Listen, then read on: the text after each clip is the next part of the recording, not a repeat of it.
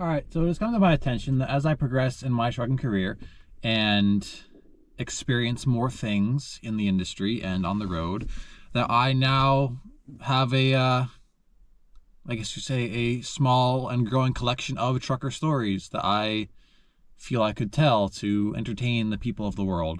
And this is partially inspired just by friends who I see on their YouTube channels or on their social media. They, swap stories or, just tell stories from the road. And so this is probably my craziest and most wild story that I have, at least so far in my career. So this is how I survived and did not kill hundreds of people and myself with a runaway truck. So I hope you guys enjoy.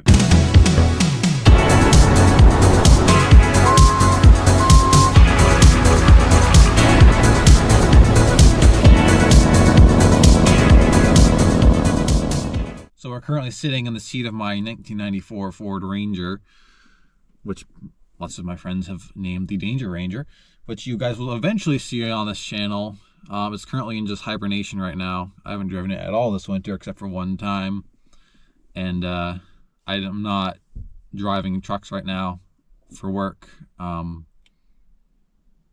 Just because it's my dump truck driving job is seasonal. And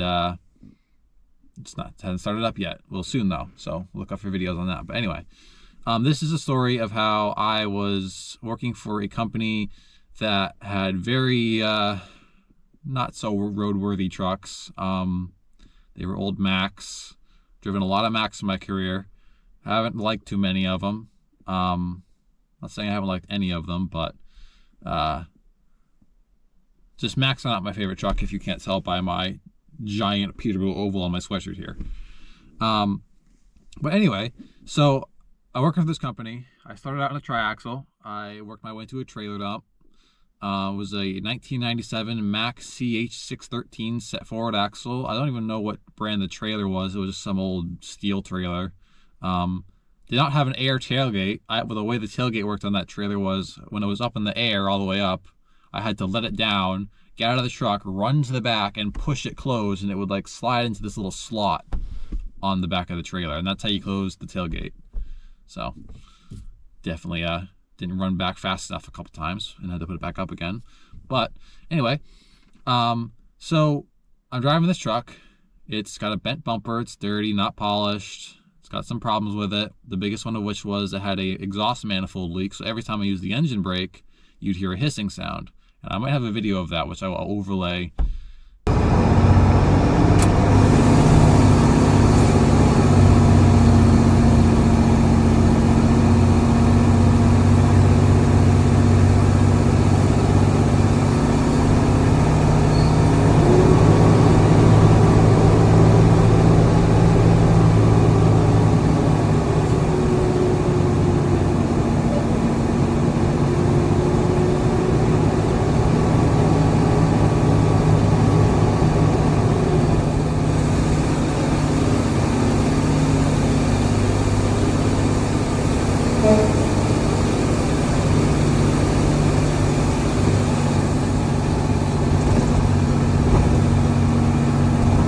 In this video, along with other pictures and stuff I have.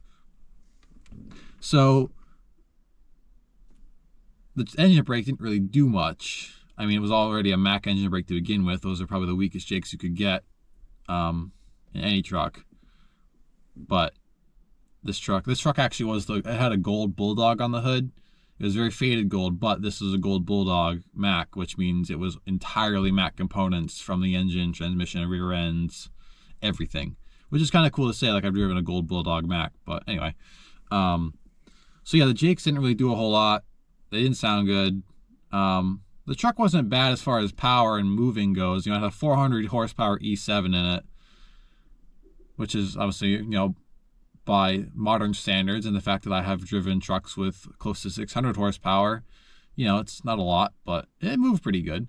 Had a Mack 18 speed in it, which is basically the same as the Eaton Fuller 18 speed, same pattern and everything. You can split each gear. It just has the Mack logo on it.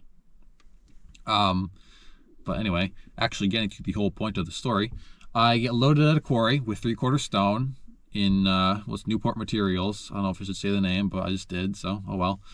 Newport Materials in North Chelmsford, Massachusetts. I get loaded. That trailer gets filled to the brim by the operator, who I don't even remember who was operating at the time, but I don't think it was the regular guy. I roll across the scale. I set the brakes, go in, get my slip, get back in the truck. I look at the slip. I'm 106,000 pounds, and we are legal for 99. Or I don't even know what I was legal for, but it definitely wasn't 106. And there's going to be some people who probably will hear that number and think, oh, 106, that's nothing. I run 120, I run 130. I hauled your mom last night. She was 200,000, but whatever. This is the heaviest I've knowingly been in any truck. So, but anyway, I see that and I'm like, okay, this is going to be a fun one. So I start heading to Watertown, Mass, which, the journey to pretty much to there is relatively okay. No real problems. However, in Arlington, Massachusetts, on State Route 2, which is a road that I live on it, I have to drive it on every day. The Route 2 it's 8 lanes wide, 4 lanes on each side, and there is a giant hill in Arlington, because the city of Arlington is basically just all one hill, and Route 2 goes over like the middle of it. And I have some footage of this hill on one of my videos from this company I work at now. So you can see the camera doesn't really do justice as far as how steep it is. It's not really that steep, but it's long. But anyway, I know I have to get up this hill first. So I come around the corner towards the hill and I just plant my foot and I don't even remember what gear I was in, but I have to drop a couple to make it over the top of the hill. I don't know how fast I was actually going because the speedometer in this truck did not work. So yes. But if I had to guess, I was probably doing about 40 when I climbed the top of the hill, or crested the top of the hill. Then I started down it, and I let the engine brake engage, and I'm going, and the truck just keeps going faster. I'm trying to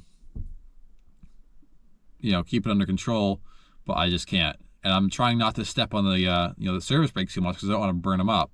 Because I've never burned up brakes to the point where they don't work anymore, but I have arrived at the bottom of a couple of hills with smoke coming around my truck. So I was trying not to do that. There's an S turn at the bottom of the hill. So basically I went from the far right lane to the far left lane and then apex the sharp corner with 106,000 pound load plus the truck. Well, no, that was 106 pounds. That's gross weight. Never mind. I'm stupid. I took the turn like a race car. I took the racing line just so the truck would stay upright. And I hold on to the wheel. I'm basically over here in the seat, even with the seatbelt on. And I'll hold on to the wheel, and the trailer does the crack the whip effect, as they like to call it. And that was the butt cheek clenching moment. Because the trailer, kind of just, you see it in the mirror, kind of like almost like it's on ice and is going to drift. So that was fun. But yeah, I obviously didn't die, didn't murder anybody in the process. I was very lucky it was in the middle of the day and there wasn't any traffic. Had that been rush hour or had there been traffic at the bottom of that hill, I would probably not be here today. I would either be dead or potentially charged with vehicular manslaughter and in prison. Or something along those lines. Backtrack a little bit. The steepest part of the hill, my tachometer is pinned at 3,000. Which, for those who don't know, truck engines only rev to 2,200. That's where the rev limiter is. So I am well past the rev limiter. Again, I don't know how fast I'm going, but I'm going to guess it was somewhere in the 90s. I will never know for sure what that was. But, yeah. So, don't do what I did. I probably should have gone a little bit slower, kind of up the top of the hill. And maybe I should have tried to use the air brakes a little earlier before I really ran away. So yeah, this is just an entertainment story. I mean, what's done is done. You know, I'm not going to be able to go back and redo anything I did with that truck. I obviously don't work there anymore, and I'm very glad I left that company. So yeah. If you have a runaway truck story and you would like to share it, drop it in the comments. I have other trucker stories that I will potentially share just as time goes on, and then also just as I get more trucker stories in my experience. So yeah, this was just a little video I made just to fill in the gap. The F Super Duty is getting the rust repaired on it right now, so that'll be nice. Come back and have a nice rust-free truck to work on. But that's gonna take, you know, probably the better part of a week. So yeah, that's how it's going. So I'll find some other ways to make videos. I'm not trying to make a career out of this whole YouTube thing, but just a fun little creative outlet for me. So anyway, hope you guys enjoyed this little trucker story I have, and I'll make more of these at some point. So yeah, thanks for watching.